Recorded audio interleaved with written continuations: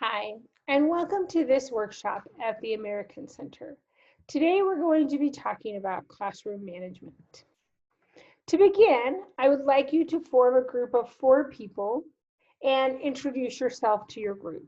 You may include things such as where you are from, where you teach, what level you teach, and maybe something interesting about yourself. Now, I'd like to take a minute and introduce me. My name is Heidi Healy, and I am a virtual English language fellow. Part of my responsibilities are to provide these workshops for teachers in Mongolia. I'm from the western part of the United States, specifically from Utah, and that is where I am recording this video. I have my bachelor's degree in elementary and early childhood education, as well as a master's degree in teaching English to speakers of other languages. I've taught English now for about 10 years, 7 of those years at intensive programs in the United States, where I mainly taught university level students, and also 2.5 years teaching at universities in China. I've also done teacher training workshops for primary, secondary, and university level teachers in China and in Mongolia. One interesting thing about me is that I'm allergic to potatoes. So I don't eat French fries or potato chips, which is a little bit strange for an American, but it's just part of my life now. One of the big ideas I like to share at these workshops is the idea of the teacher toolbox. We each have strategies and activities, things we use to help our students learn English. And my goal today is that you will leave adding to your teacher toolbox. More strategies, more activities. I hope that everyone can gain at least one new idea today. Maybe that idea will come from something I will share, and maybe that idea will come from something that is shared by one of your colleagues at the workshop. We can learn from each other, and you have some of the best ideas about teaching English because you have experience teaching English in Mongolia, which is a different situation from where I have taught English. So I encourage you throughout the workshop to share with one another and help each other to build your teacher toolbox. I'd like to start with a question of the day today. So my question is this: what is your biggest challenge with classroom management? Take 1 minute to think about it.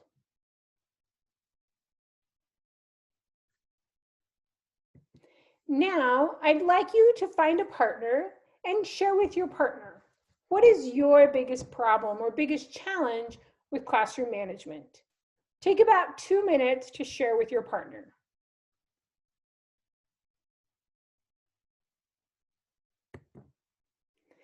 Now I would like to hear from a couple of you to share with the whole group.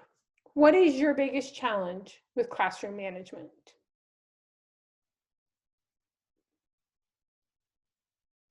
Thank you for sharing. I wish that I was there to hear your responses and be able to respond to them in person.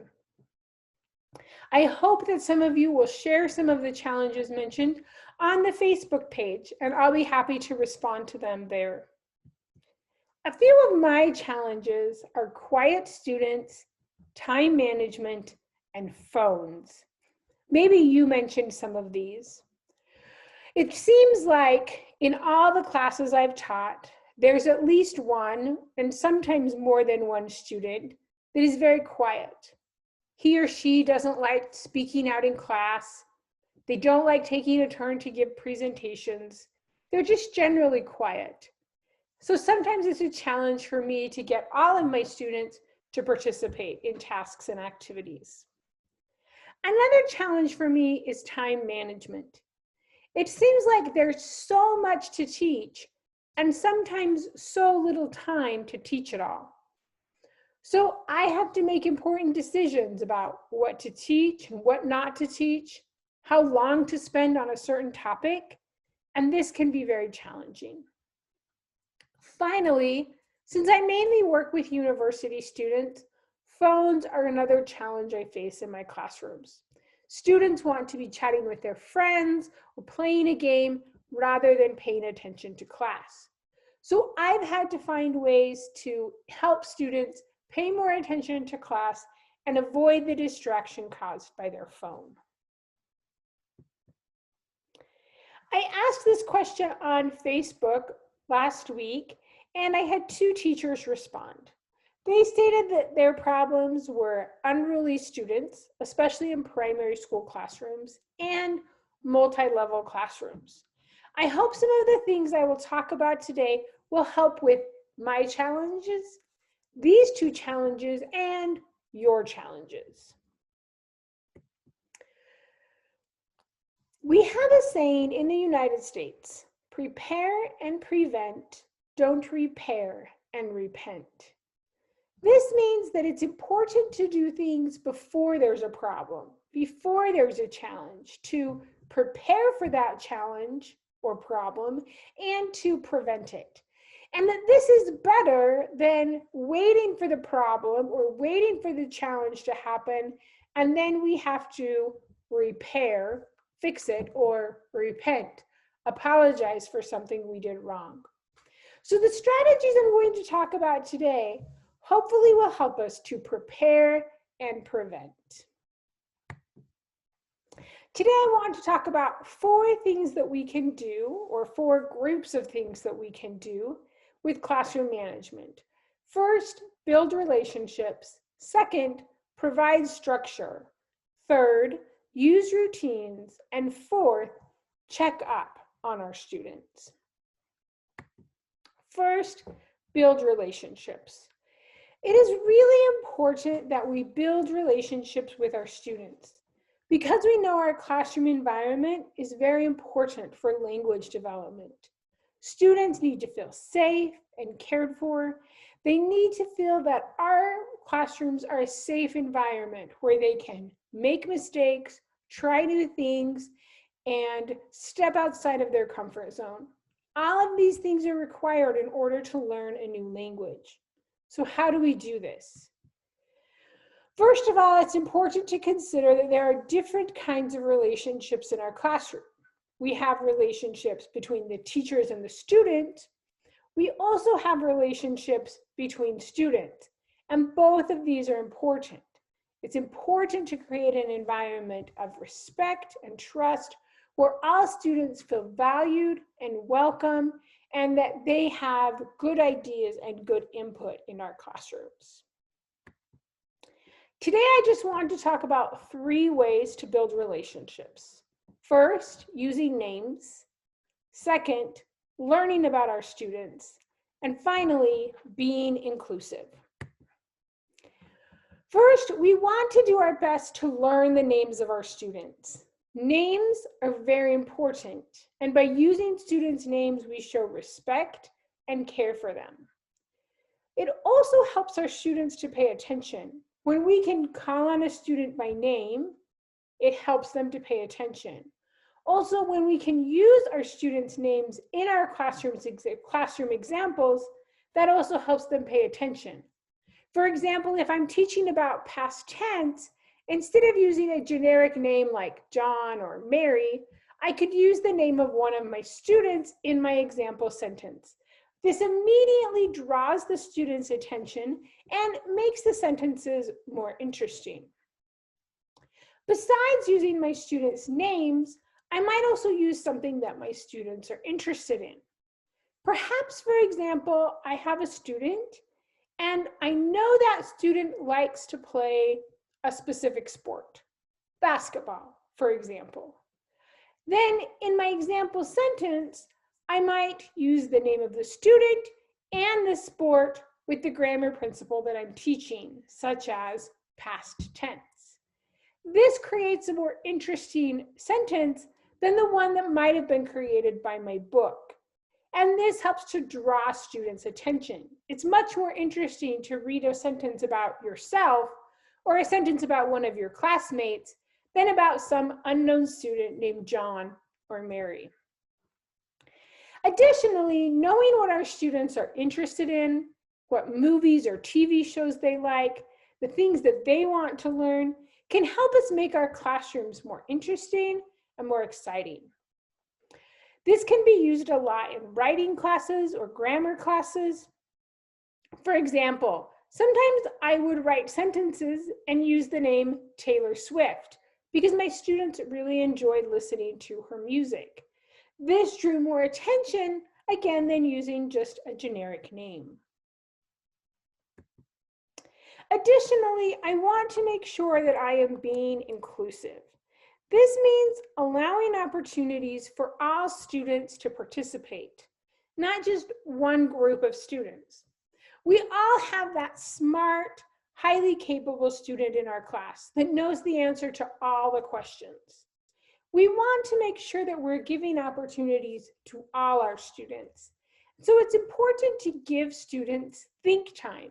Give them 10 or 20 seconds to think about the answer to a question. Also, as teachers, we want to make sure that we're calling on different students or different groups to answer our questions, not always calling on the same student, so that all of our students are given the opportunity to participate. Additionally, we want to show our students that we believe in them, so we want to help them be successful. A couple of ways that I have done this in my class is using Post-it notes, being informed, and sometimes even helping students. For example, with using Post-it notes or sticky notes, if I'm having students talk with a partner and I really like what one student said, I might give him or her a Post-it note and ask them to share their ideas with the class. He or she can then write his or her ideas on the Post-it note so that they are prepared to share with their classmates later. Another thing is I'm going to be walking around the classroom, listening in on my students. This way, when I'm asking for students to answer questions in class, I can make sure to generally call on students that have the correct answer. This can be especially helpful for those quiet or lower level students. For example, if I notice that one of my lower level students has the right answer to a question, when we're reviewing the answers, I might ask that student to answer the question. This gives me an opportunity to praise the student. Good job, you got the answer right. It also allows the student to build relationships because they can show that they know the information to the answer. Finally, sometimes I may want to help students to help them be more successful in my class. For example, if I know that a student is very shy and I want that student to talk a particular day in class, maybe at the beginning of class I tell that student, today during this part of class, I want you to share your answer. This helps to lessen anxiety because the student knows that he or she is going to need to talk in class later and can have some time to prepare for it. Finally, I want to make sure that I'm giving all of my students compliment and feedback. I want to make sure that my students know the things that they are doing correctly. If my class is very shy, I may also want to consider giving group corrective feedback. Instead of specifically pointing out the errors of one student, I may listen to several students share, gain collective feedback, and then share examples of mistakes or things they need to fix. This helps to not point fingers or not put the blame or the error on one student, but rather just shows here are some errors everyone needs to work on. And this again helps to build relationships, both between me and my students, as well as between my students. I'd like you now to share with your group. So get in your group of 4, choose one person to be your group leader. The group leader is responsible for helping to make sure every person in the group has a chance to share or ask a question. Second, choose a person to be your speaker. This person is responsible for reporting back to the larger group about what you talked about in your group. You'll have about 5 minutes to talk. I would like you to discuss How do you build relationships with your students? Thank you for sharing with your groups. Now, I'd like 2 or 3 groups to share your group's best idea with the entire workshop. Thank you again for sharing your ideas. The next thing I want to talk about after building relationships is providing structure. This means I want to provide clear expectations for my students. It's very important that students understand expectations. What does the teacher expect in terms of behavior, in terms of responsibility, in terms of doing an assignment or a task? When students know what we expect as teachers, it is easier for them to behave well in our classrooms. This often begins by going over rules in our classrooms. And rules are important. I encourage you to set rules in positive terms rather than negative terms. So instead of saying don't talk, use a verb like listen to the teacher or listen when the teacher or someone else is speaking. Giving students positive expectations is often more effective than negative expectations. Today, I want to talk also about how we can provide structure for our courses as a whole, a specific class, and activities we might do during class. First, for our course, especially for high school students or university students, it's important that we have clear objectives for the course and that we communicate these to our students. Students should know the types of things that they will learn in a given class. We want to write these in terms of things that students will be able to do. This helps students to know our expectations. In an individual class, we want to have a structure for that class that we generally follow. Last week, we talked about one classroom structure model called the ROPES model. ROPE stands for review, overview, presentation, practice, and production, evaluate, and summarize. Now, you might use this model or another model. It doesn't really matter. What's important is that there is structure to your class, that you have a similar schedule each class time so that students know what to expect. Knowing what to expect reduces anxiety. It helps students know what is going to happen. And this increases good behavior in students. Finally, we want to think about the individual activities that we do in our classrooms. One of the reasons for misbehavior is that students don't have enough information or they misunderstood something. So we want to make sure when we're assigning an activity or a task, we give very clear instructions. This starts by explaining each step in a process. We might use some visuals to support our explanation, like pictures or graphics. And also model tasks, especially more complex tasks, such as a jigsaw reading task or perhaps a grammar activity. We want to model this process for our students. We also want to check their comprehension. Do students understand the directions? Here, it's good to ask students to rephrase. Can you tell me what we're going to do? What is the first step? What is the next step? This shows that students understand our process better than asking them a yes/no question or just asking, did you understand? If we ask students to rephrase the directions, we confirm that they understood. Next, Besides explaining each step, we want to set expectations.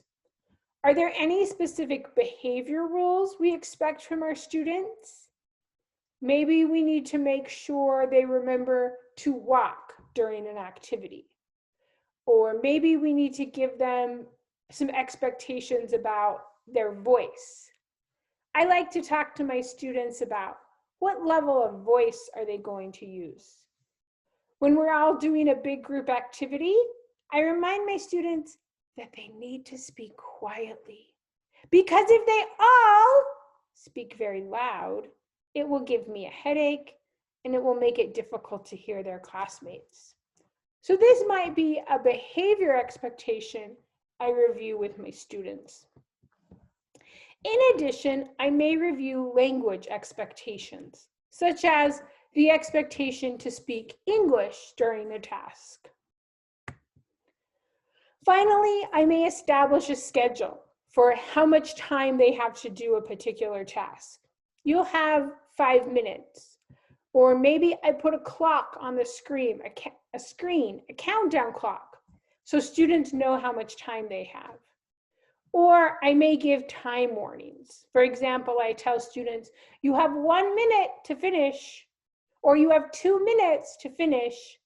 This helps students to manage their own time better.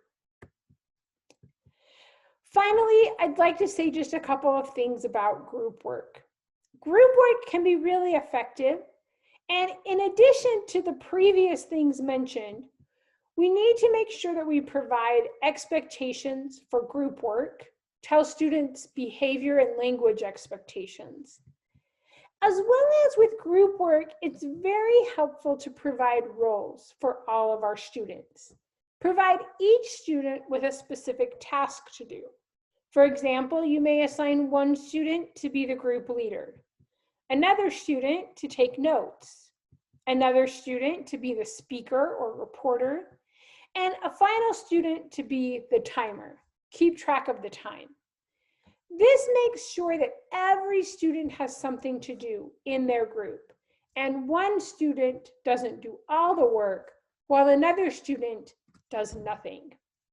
I'm not going to spend a lot more time talking about this, but later in our workshop series, I'll give you some more examples of roles that you can give students when they're doing group work. Again, let's discuss now these ideas. So get back into your group of 4. Choose a different student to be your group leader, a different teacher, excuse me, to be your group leader. Again, your group leader is in charge of making sure everyone has the opportunity to share.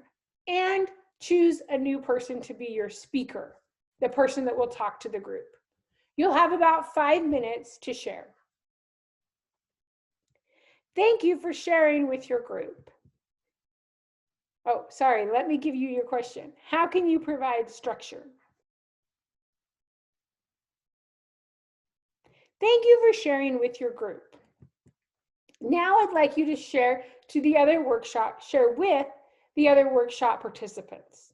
So we'll have 2 to 3 groups share their best idea.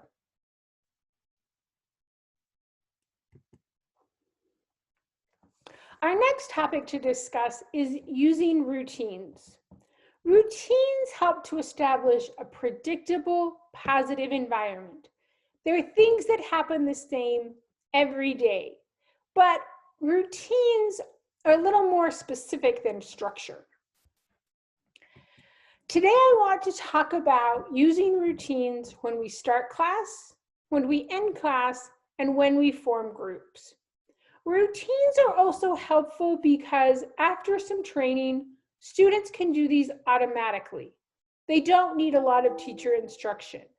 And this allows teachers to have time to do some of our other teacher work, take role, help a student that's having difficulties, and other things like that. Let's start by talking about some of the routines we might use at the beginning of a class. This is something that students can accomplish at the beginning of the class with little teacher instruction. Some popular start of class routines include a question of the day, a greeting, maybe a student of the day, or what are often called bell ringers. Today, I'm just going to talk about bell ringers, but if you have questions about these other activities, feel free to ask me in the Facebook group. Bell ringers are also sometimes called do now activities, and they're activities at the very beginning of class. They're called bell ringers because here in the United States, a bell rings at the beginning of each class. Some popular bell ringers might include a journal prompt, having students write about a question or another topic, doing a fill in the blank or a cloze activity to practice grammar or vocabulary. Perhaps doing error correction on sentences or a paragraph. We may write a couple sentences with errors and have students fix the errors. Many schools in the United States will begin their classes with a silent reading time for maybe 5 minutes when students have an opportunity to just quietly read a book of their choice. Finally, we may do a vocabulary review activity. Maybe we write 4 or 5 words on the board and have students draw pictures or use them in sentences. Again, this would be a task that would be done most days at the beginning of class, so students understand what they need to do, and it requires very little teacher instruction. The end of class is another popular time for closing routines. Perhaps you have a review question you ask the students, or they do a review mingle. You have them share one thing they learned that day with a classmate. You have them do an exit ticket, or maybe you just give students a minute of silence at the end of class to relax before their next class begins. Today, I'm just going to focus on exit tickets. So the idea of exit tickets is similar to bell ringers. It's a task students complete at the end of class. You might have a paper exit ticket, such as a 3-2-1 summary, or a grammar task. Students might write 3 sentences in the past tense, or 3 sentences using the conjunction and. Again, it could be something related to your grammar topic for the day. Oral exit tickets, you stand at the doorway of your classroom, and as the students leave class, they have to complete a task, such as identifying a vocabulary word based on a picture, translating a vocabulary word from one language to another, responding to a question that you've talked about in class, or perhaps another task. This gives one, a nice close to the class. The students have to remember something they learned or worked on during class.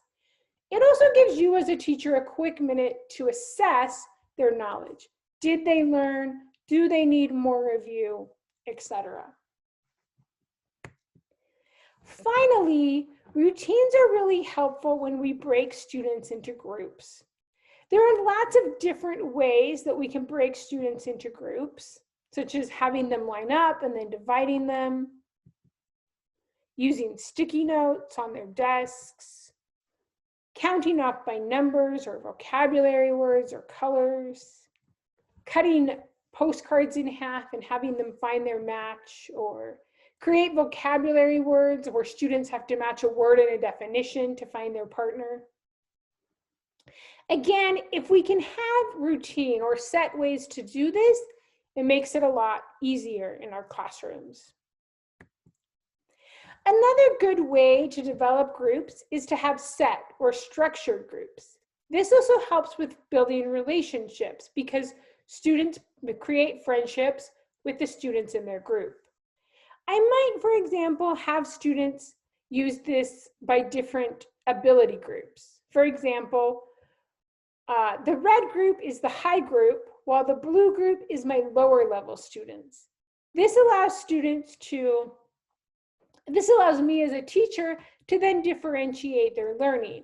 I can give a different task, an easier task to the lower group, and a more difficult task to the higher group. This helps to keep everyone challenged and on task. Okay, Get back in your group, choose a group leader and a speaker, and you have 5 minutes to discuss. What routines do you use with your students? Thank you again for sharing with your group. We'd like 2 to 3 people to share with the entire group. Thank you for your ideas. Finally, our last step is to check up on our students and also assess our students without creating undue burden on us.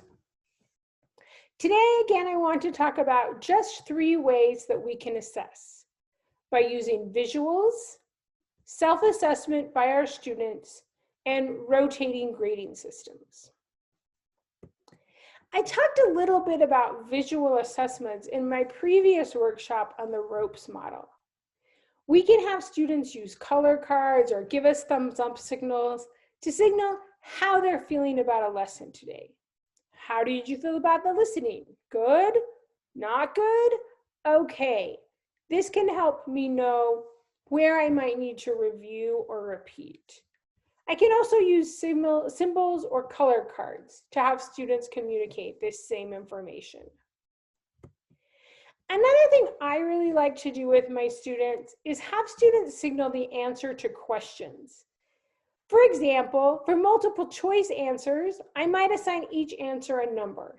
A is 1, B is 2, C is 3. I ask the question and then have students hold up their fingers showing their answer. For example, Heidi is from Utah, California, or New York. The answer, of course, is 1. By having students hold up their number, and I can have them hold it high, or I can hold it in front of their body if I want it to be a little more secret, I can quickly see as a teacher how many students have the right answer and how many students have the wrong answer. This helps me to know all the students got the right answer. We don't need to review this. Or if I see a lot of students with the wrong answer, I know we need to talk more about this. There's confusion here. This helps with classroom management because it helps me to better meet the needs of my learners. I'm making sure that they're understanding, that they are not confused, or that the information isn't too difficult. And this is something that can cause challenges in classroom management. I can also use whiteboards to have students answer questions. You can make your own whiteboard really simply. You just need a couple of supplies. You need a plastic sheet protector and a piece of paper. I usually use white, but blue is what I had available today.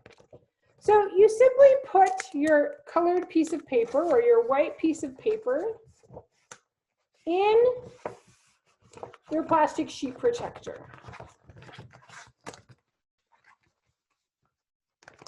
This then creates a mini whiteboard the students can write on.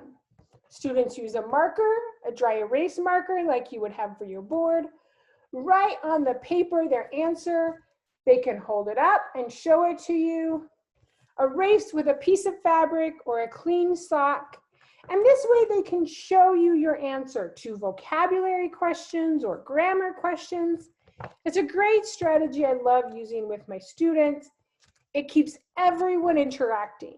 And that's the other thing that's great about these methods is it's not just one student answering. Every student is answering in different ways. And that helps to keep them engaged and active, which is another secret of classroom management. Another thing that we can do is allow students to self-assess. This helps us as teachers to gain a better understanding of how our students are feeling. For younger students, we might use some kind of a checklist with smiley faces, and students can, and different topics. For example, a student could check how he or she feels about colors in English. I feel good. I can name 10 colors in English. I feel okay. I can name 5 colors in English. Or I don't feel good. I only know 1 or 2 colors in English. With my university students, I use something I call a response log. So for each day in class, they self-score themselves for activities we've done in class, such as attending, being in class, speaking English most of the time, being active in class, actively participating, not sleeping, not playing on their phones, and finally participating in group or pair work. And then they can give themselves a total. My favorite part of the response log, though, is the comment section, where I ask students to write me a comment. This is my favorite section because it allows me to communicate well with my students. For example, a student might ask me a question here, and maybe I respond personally in an email, or maybe it's something that I then talk about the next day in class. Or students may tell me about an activity or a task that they really liked that helped them learn or helped them remember. And this tells me and helps me know things that are effective for my students so I can repeat those activities. It really has been one of my favorite things I've done with my students because it really opens up communication. So it does many of those things I've talked about. It allows me to check in with my students. It builds relationships, and it was a routine. We did it every day at the end of class. And it was a great way to help me maintain good communication with my students.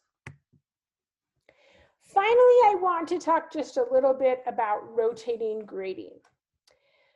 As teachers, some of us are asked to teach many students, and this can be challenging, especially when it comes to grading and giving feedback. When I was teaching in China, I was teaching a class for graduate students, and we were focusing on writing and grammar. This meant I needed to give a lot of feedback to my students, and I had 90 students every week.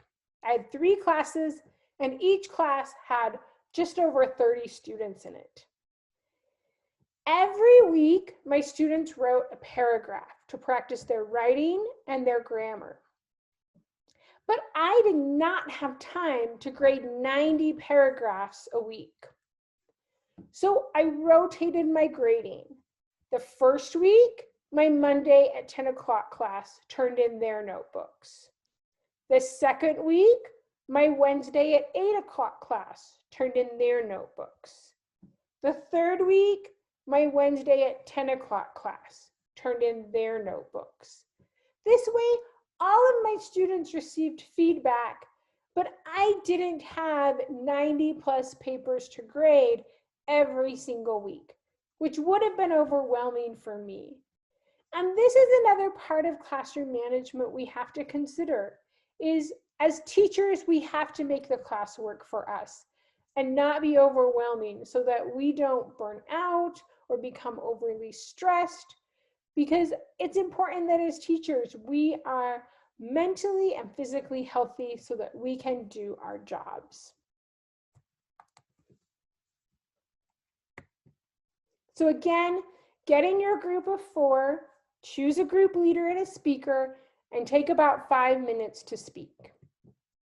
How do you check up on your students?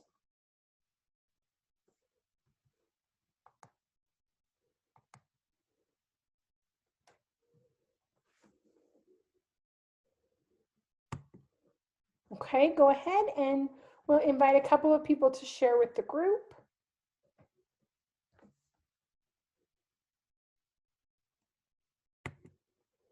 Perfect. Thank you again, all of you, for being here and for sharing your ideas, both in your small groups and in your larger groups.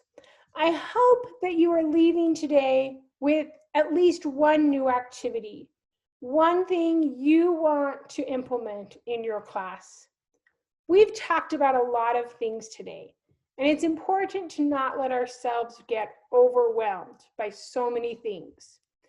I suggest you pick one of these 4 areas to focus on: building relationships, building structure, using routines, or checking in with your students. Choose just one and choose 1 or 2 things you want to focus on this week to help you improve in your classroom. I want to just quickly mention our Facebook page. We have the AC Methodology Workshop Series Facebook page. And this is a way for you to communicate with each other, but it's also a way for you to communicate with me. And I want to hear from you. I want to know what you're thinking about the workshops, what questions you have.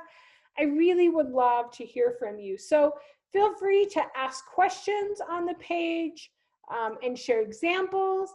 I'll be posting some questions about our upcoming workshops, and I'd love to hear from you and get your responses.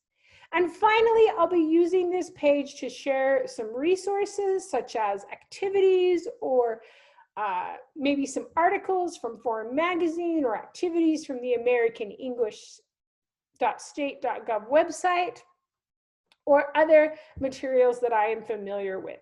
The idea of this Facebook page is to help us communicate with each other. I unfortunately can't be there in person with you, but I do want to hear from you and know your questions and know your comments. If you have any suggestions of how I can make these workshops better, please let me know, or feel free to talk to Alta or one of the other facilitators, and they can convey that information to me. I just want to end today by returning back to our teacher toolbox and encourage you to think about the strategies and ideas you have added today and how you will use them in the coming weeks. Again, thank you so much for being here. I hope you'll share some of your comments and questions on the Facebook page, and I hope that you will join us next week for our next methodology workshop here at the American Center. Thank you and have a great evening.